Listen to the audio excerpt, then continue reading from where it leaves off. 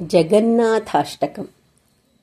कदाचित् काळिन्दीतटविपिनसङ्गीतकवरो मुदा गोपी नारी वदनकमलास्वादमधुपः रमाशम्भुब्रह्ममरपतिगणेशार्चितपदो जगन्नाथः स्वामी नयनपथगामि भवतु मे। भुजे सव्ये वेणुं शिरसि शिखिपिञ्चं कटितटेदुकूलम् नेत्रान्ते सहचरकटाक्षं विदधत् सदा श्रीमद्बृन्दावनवसति लीला परिचयो जगन्नाथः स्वामी नयनपथगामी भवतु मे। महाम्भोधे स्थिरे कनकरुचिरे नीलशिखरे वसन् प्रासादान्तः सहज बलभद्रेण बलिना सुभद्रामध्यस्थः सकलसुरसेवावसरदो जगन्नाथः स्वामी नयनपथगामी भवतु मे।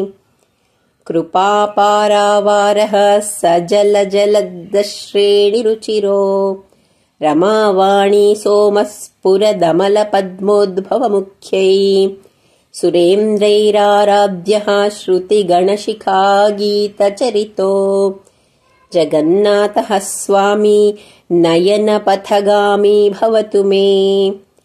रथारूढो गच्छन् पतिमिलितभूदेवपटलै स्तुतिप्रादुर्भावं प्रतिपदमुपाकर्ण्यसदयः दयासिन्धुर्बन्धुः सकलजगतां सिन्धुसुतया जगन्नाथः स्वामी नयनपथगामी भवतु मे। परब्रह्मा पीडः कुवलयदलोत्फुल्लनयनो निवासी नीलद्रौ निहितचरणोऽनन्तशिरसि रसानन्दो राधा सरसवपुरालिङ्गनसुखो जगन्नाथः स्वामी नयनपथगामी भवतु मे। न वै प्रार्थ्यं राज्यं न च कनकता भोगविभवे न याचेऽहं रम्यां निखिलजनकाम्यां वरवधूं सदा काले काले प्रमथपथिना गीतचरितो जगन्नाथः स्वामी नयनपथगामी भवतु मे।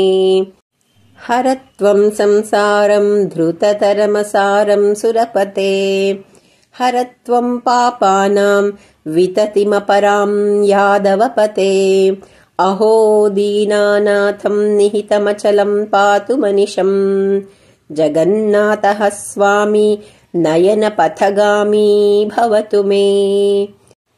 इति श्रीमत्परमहंसपरिव्राजकाचार्यस्य श्रीगोविन्दभगवत्पूज्यपादशिष्यस्य श्रीमच्छङ्करभगवतः कृतौ श्रीजगन्नाथाष्टकं सम्पूर्णम्।